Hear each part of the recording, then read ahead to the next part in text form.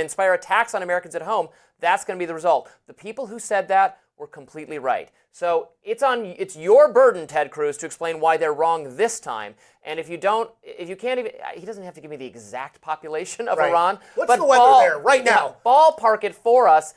Convince us that you understand. And he utterly failed at that. And I think Tucker actually does know more about Iran than he seems to.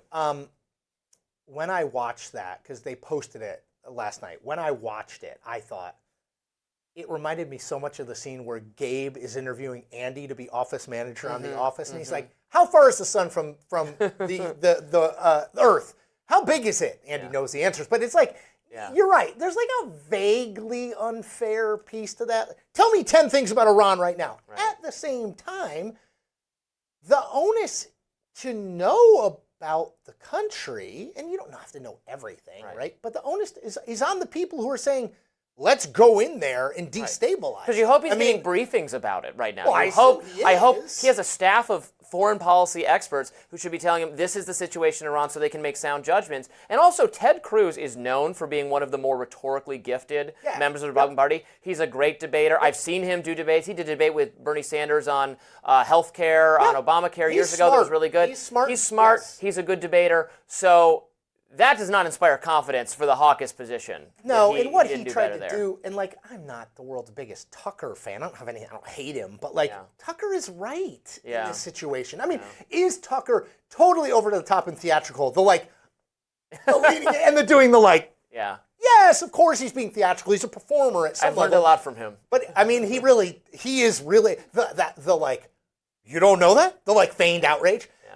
But he's not wrong either, right? Like, I do think that, because you see, Ted Cruz, he does the political thing where he's like, you don't know anything about Iran. It's like, no, I mean, like, it's important, I think, to have this conversation, because I keep going back to it, but like, you mentioned this, go back to the early 2000s in Iraq. Go back to the fact that we did rush legislatively, congressionally, we did sort of rush into it. And anyone who was like... Although it looks well thought out compared to what we're seeing right now. But anyone... We consulted other nations. We had Congress discuss it. And that got described as this kind of lunatic one-man show by George W. Bush. Compare that to this. Yes, and I do think the danger there, though, it's those who don't remember history are doomed to repeat it, right?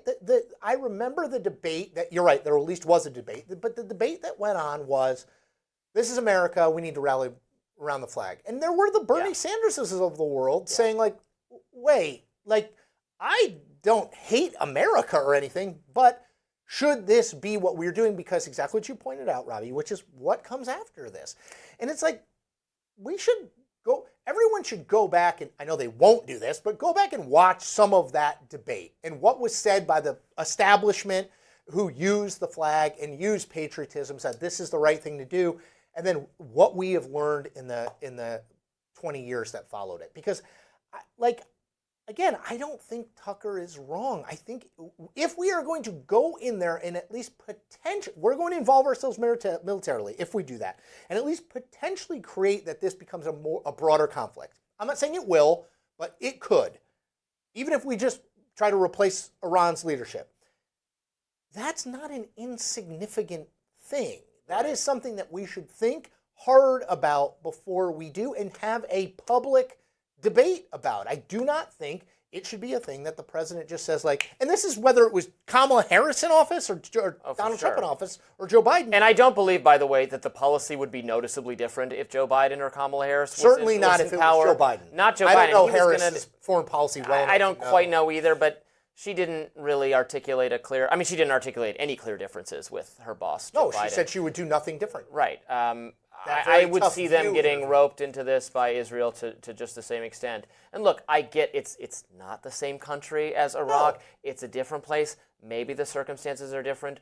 Iran was a more advanced society at the time the Islamic extremists took over somewhat unexpectedly due to the unpopularity of the monarchy, and it was a coalition of of lefty revolutionaries too, and then the Islamic extremists won out. But if we're just going to go in there and kill the Islamic extremists that are in charge right now, and then it's just going to be other Islamic extremists, probably, or is it going to be, will this make a country that is closer in proximity to Russia and China than it is to the U.S., does this mean other hostile foreign powers get even more power over that government? I mean, and we don't want to really be fighting them halfway across the globe for control over this country. How long are we going to stay in? Just, I mean, are these questions being considered right now?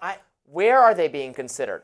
You know, can Ted Cruz talk about that? Again, he's a smart person. I don't have anything specifically against him, but we're really seeing a difference that we've explored a little bit on the show today between even on the right, an establishment conservative media, establishment conservative officials, and an independent podcasting alternative media personality empire represented by Tucker Carlson and others that is just way more skeptical of this than they are. And the last thing I'll say on this, but Donald Trump is correctly credited as having won this election in part because of how he used the podcasting network, appearing on podcasting, this new media ecosystem that appeals particularly to young men and has brought them over to the Trump fold, very successful in that regard.